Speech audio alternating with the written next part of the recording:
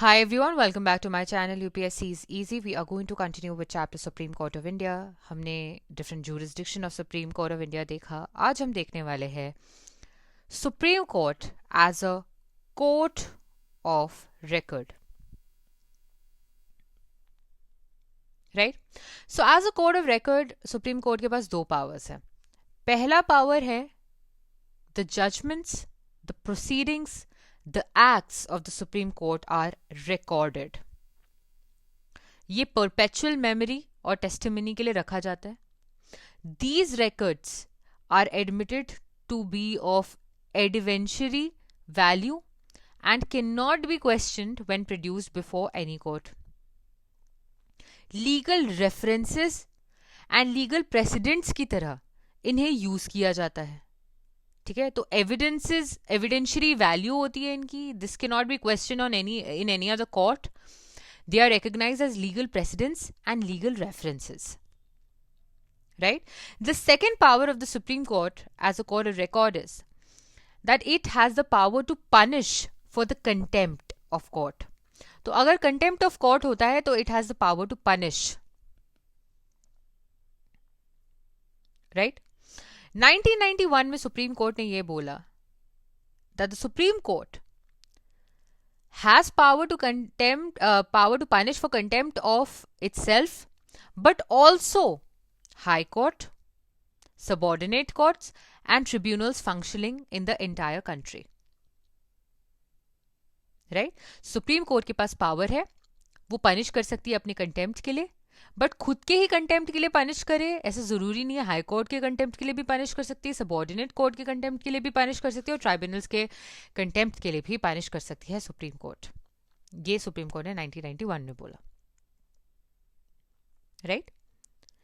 Article 129 of the constitution अगर आप ध्यान से देखें,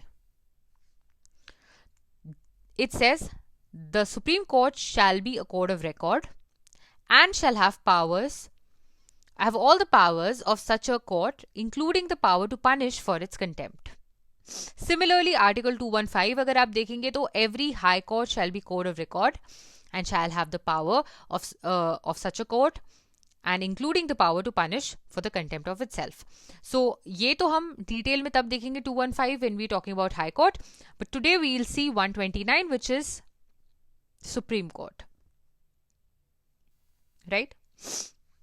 1961 की बात देखते हैं. 1961 में एक्चुअली गवर्नमेंट ने एक special committee under the chairmanship of H.N.. Sanyal को अपॉइंट किया. उस वक्त ये एडिशनल सॉलिसिटर जनरल थे ऑफ इंडिया और इन्हें सान्याल जी को इसलिए लाया गया था कि एग्जामिन करे the law relating to contempt of court. Right? इन्होंने अपनी जो रिपोर्ट है वो 1963 में सबमिट की and based on the recommendation made by this committee एक एक्ट आया जिसे आप कहते हो contempt of court act of 1971 जो कि पार्लियामेंट ने इनैक्ट किया. ठीक है? सो इस एक्ट की वजह से आपको पता है ये एक्ट क्या कहता है कि जो कंटेम्प्ट ऑफ कोर्ट है वो दो टाइप का हो सकता है. इट कैन बी सिविल और it can be criminal. Civil contempt क्या होता होगा? सिविल कंटेम्प्ट है कि willful disobedience to any judgment, order, writ or any other process of a court or willful breach of an undertaking given to the court. Criminal contempt on the other hand means the publication of any material or doing any act that scandalizes or lowers the authority of the court. Right? It interferes with due course of judicial proceedings. It interferes and obstructs the administration of justice in any other manner. ठीक है? तो civil court क्या है? willful disobedience है. Of what? Of any judgment, of any undertaking given to the court. Right? Or any other process of the court. Like, but criminal contempt क्या है? Criminal contempt है actually में अगर आप obstruction करो ऑफ एडमिनिस्ट्रेशन ऑफ जस्टिस या फिर आप इंटरफेयर करो with due course of judicial proceeding या आप स्कैंडलाइज करो या लोअर करो अथॉरिटी ऑफ द कोर्ट. आप कुछ ऐसा मैटर पब्लिश कर दो या कोई ऐसा एक्ट करो जिससे ये तीन चीजें होती है, तो उसे क्रिमिनल कंटेम्प्ट कहते हैं. However, innocent publication and distribution of matter, fair and accurate report of judicial proceedings, and fair criticism of judicial act do not amount to court contempt. ठीक है, अगर fair and accurate report of judicial proceeding आप publish कर रहे हैं या फिर आप फेयर क्रिटिसिज्म दे रहे हैं to judicial acts, that does not amount to contempt of the court. Right, इस एक्ट के थ्रू जो कंटेम्प्ट ऑफ कोर्ट है that is punishable. Right, a simple imprisonment of 6 months up to 6 months और a fine up to ₹2000. तो 6 महीने तक के लिए इम्प्रिजनमेंट और अ फाइन ऑफ 2000 और बोथ. राइट, इतना क्लियर है. इसके अलावा जो ये एक्ट है ये एक और चीज कहता है. ये क्या चीज है हम देखते हैं. अभी हम बात करें contempt of court act of 1971. This act also provides that no court shall indicate any proceeding of no court shall initiate any proceeding of contempt after the expiry of 1 year from the date on which the contempt is allegedly to have been committed. तो अगर कोई contempt commit हुआ है उसके 1 साल बाद court इसे इस पे कंटेम्प्ट ऑफ कोर्ट नहीं लगा सकती. 1 साल के अंदर अंदर उन्हें इनिशिएट करनी पड़ेंगी प्रोसीडिंग्स. ठीक है. Further, this act is not applicable to contempt of न्याय पंचायत और एनी अदर विलेज कोर्ट. ये भी आपको याद रखना है. ठीक है, तो कोई भी न्याय पंचायत या विलेज कोर्ट पे ये एक्ट एक्सटेंड नहीं होता है. Okay, this much is clear. Okay, now we come to power of judicial review. Okay, power of judicial review एक separate chapter है जो कि हम next chapter करने वाले हैं. But power of judicial review ये है that Supreme Court has the power to examine the constitutionality of legislative enactments and executive orders of both central and state government. तो चाहे सेंट्रल गवर्नमेंट हो या state government हो, उनके legislative इनैक्टमेंट्स या executive order की कॉन्स्टिट्यूशनैलिटी एग्जामिन करने की पावर है सुप्रीम कोर्ट के पास. अगर एग्जामिन करने के बाद सुप्रीम कोर्ट को ये लगता है कि किसी भी तरीके से ये वायलेटिव हो of the Constitution, ultra vires to the Constitution of India, it can be declared illegal, unconstitutional, invalid, null and void by the Supreme Court. And consequently, this then cannot be enforced by the government. तो कोई भी legislative या executive order, चाहे वो central government का हो या state government का हो, अगर सुप्रीम कोर्ट इसे एग्जामिन करती है और ये पाती है that it is violative of the constitution और इसे डिक्लेयर कर देती है नल एंड वॉइड या डिक्लेयर कर देती है अनकॉन्स्टिट्यूशनल, तो फिर गवर्नमेंट इसे एनफोर्स नहीं कर सकती. Now we come to review jurisdiction of the Supreme Court. यहां हम देखने वाले हैं आर्टिकल 137. ठीक है, आर्टिकल 137 ऑफ द कॉन्स्टिट्यूशन ये एम्पावर करता है सुप्रीम कोर्ट को कि ये अपने खुद के जजमेंट्स और ऑर्डर्स को रिव्यू कर पाए. Right, this provision forms the legal basis for filing a review petition. A review petition must be filed within 30 days of pronouncement of the judgment. Except in case of death penalty, review petitions are heard through circulation by judges in their chambers. They are usually not heard in open courts. ठीक है? Okay, this much is clear. ठीक है. Lawyers in review petition usually make their case through written submissions and not oral arguments. The same judges who pass the original verdict usually also hear the review petition. तो same judge ही इसे hear करने वाले होते हैं. Right? इतना clear है? The review petition should be submitted to the same judge or the bench that delivered the judgment or order. Further, review petition जो है it is allowed on the following grounds. कौन से grounds पे allowed है review petition वो देखते हैं. First ground is discovery of new important matter or evidence. अगर new important matter या evidence की discovery होती है तो ये ground बनता है review petition का.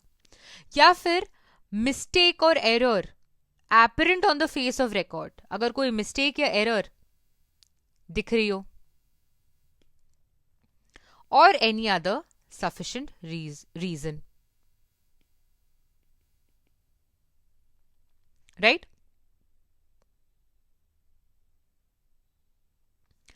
कोर्ट जो है वो या तो डिसमिस कर सकती है द रिव्यू पेटिशन या डायरेक्ट कर सकती है notice to opposite party. However, even after the dismissal of review petition, the court can still reconsider its final judgment or order by the way of curative petition on limited grounds. ठीक है, तो अगर court ने dismiss कर दिया इस petition को, still it can reconsider the final judgment by the means of curative petition. But इसके लिए जो ग्राउंड्स है वो लिमिटेड होते हैं.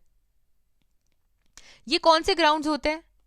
वायलेशन ऑफ नेचुरल जस्टिस और to cure miscarriage of justice और to prevent abuse of the process of court और बायस ऑफ द जज. तो बायस ऑफ द जज है, प्रिवेंट अब्यूज ऑफ प्रोसेस है, टू क्योर ग्रॉस मिसकैरेज है of justice. Right? And of course violation of principle of natural justice है. ठीक है. Now we see constitutional interpretation. Supreme Court जो है it is the ultimate interpreter of the Constitution, that you know. Right?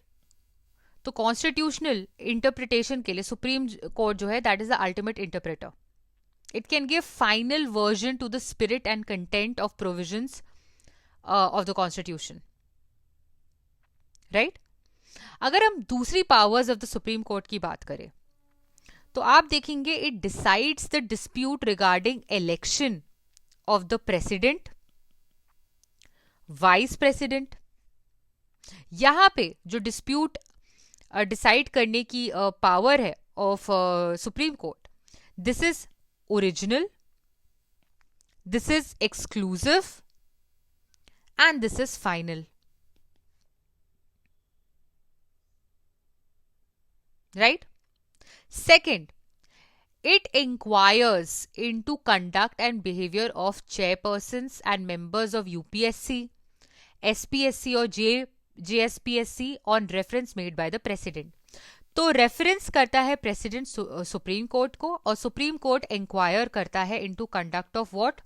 Into conduct and behaviour of UPSC, SPSC और JSPSC. And if Supreme Court को लगे कि ये guilty है of misbehaviour, it can recommend to the President for their removal. और ये जो recommendation है ऑफ रिमूवल ये बाइंडिंग है on the President. Very important for you to know. Right? Third is, it has power, it is authorized to withdraw cases pending before the High Court and dispose them by itself. It can also transfer a case or appeal pending before one High Court to another High Court. तो एक case को ये एक high court से दूसरे high court भी भेज सकते हैं या अपने पास भी ले सकते हैं. इनका जो लॉ है सुप्रीम कोर्ट का, वो बाइंडिंग है on all courts of India, right. It's decree और order is enforceable throughout the country. All authorities, civil and judicial in the country, should act in aid of Supreme Court. Also, it has judicial superintendents and control over all courts and tribunals functioning in the entire territory of the country. Right? Matter of union list जो है, उनमें related चीजों के प्रति जो जूरिसडिक्शन of supreme court है उसे parliament enlarge या इंक्रीज कर सकती है. Right. Further it's jurisdiction and power with respect to other matters can be enlarged by a special agreement of center and state. अगर स्पेशल अग्रीमेंट हो सेंटर और state की तो और भी मैटर्स के लिए सुप्रीम कोर्ट की जो पावर है उसे एनलार्ज किया जा सकता है.